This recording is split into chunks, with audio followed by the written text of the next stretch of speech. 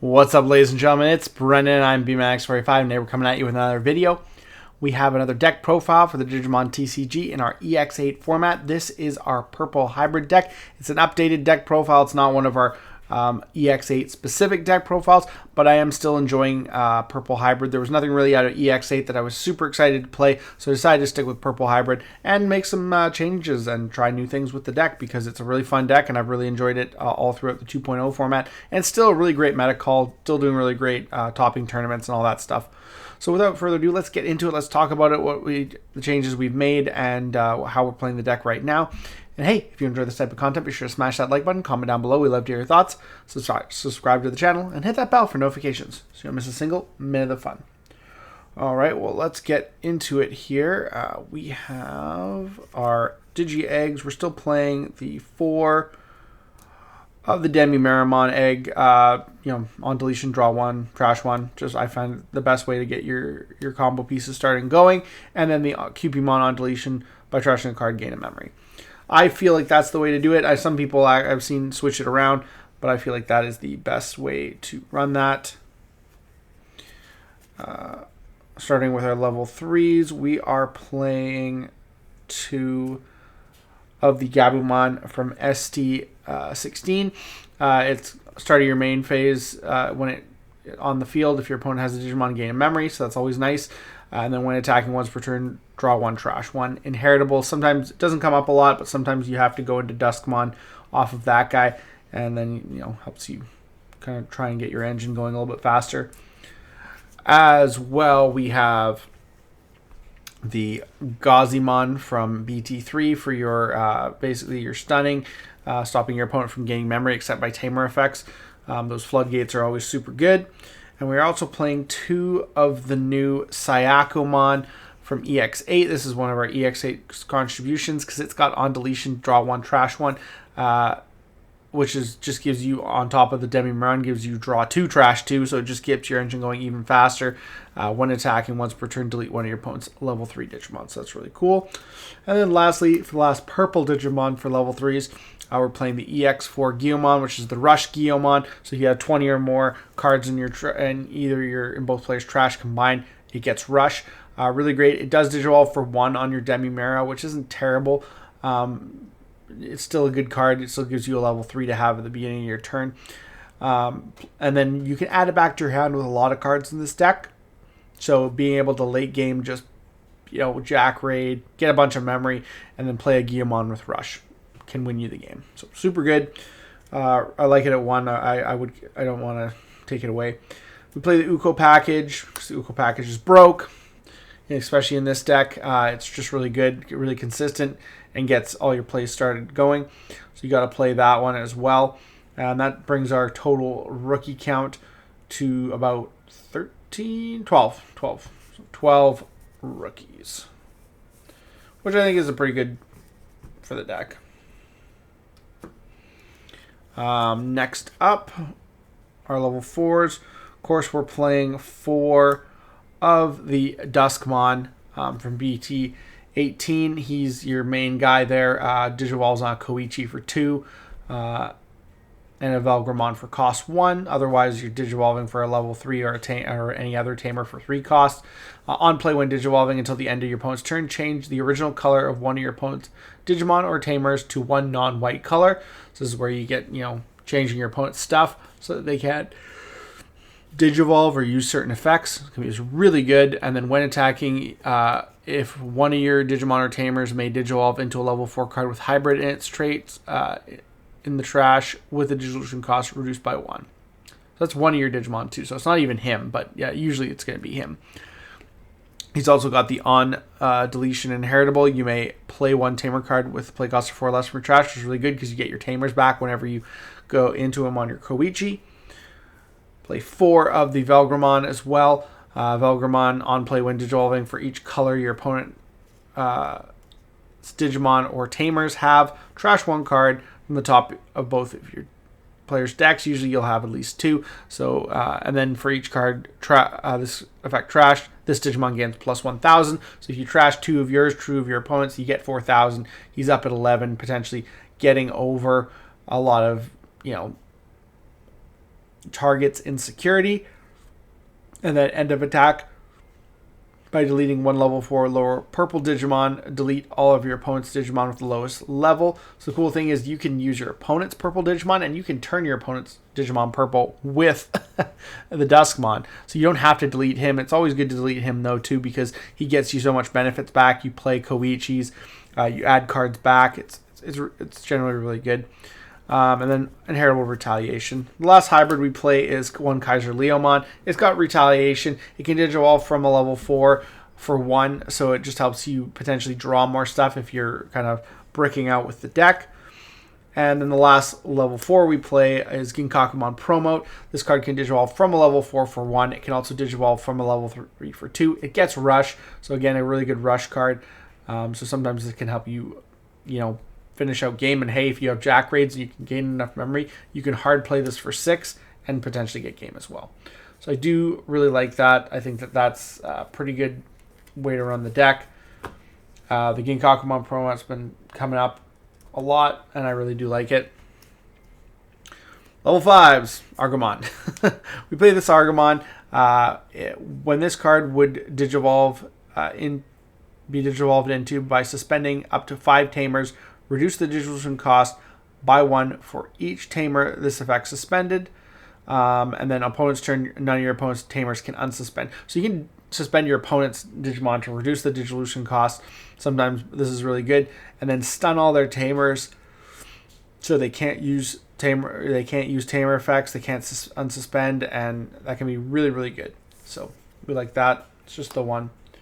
And then for our level 6s, we're playing 2 of the Nidhogg, not really to Digivolve into, but mostly just to trash from hand to gain memory, draw 1, trash 1. Nidhogg's good for that. It's just guaranteed memory. The other thing we're playing is we're playing 1 of the Rush Gallantmon from BT13. This card's been really good. Just like the Guillaumon, you mill a lot of cards for every, if you play this card from your hand and you have no Digimon, you reduce the play cost by 2 for every 5 total cards in both pairs trashes. So when you get up to like 25 cards, you can play them for free, basically. Almost for free. You can play them for like 1, basically. So it's really, really good. 3. Either way, I played them for 3. I played them for 1. I played them for free. It's just so good. It's easy, to keep memory in this deck.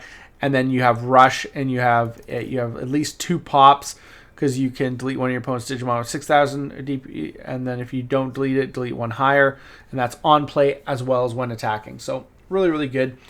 Gets things off the board and potentially gets you game. Also have Medieval Gallantmon now with EX8 being out.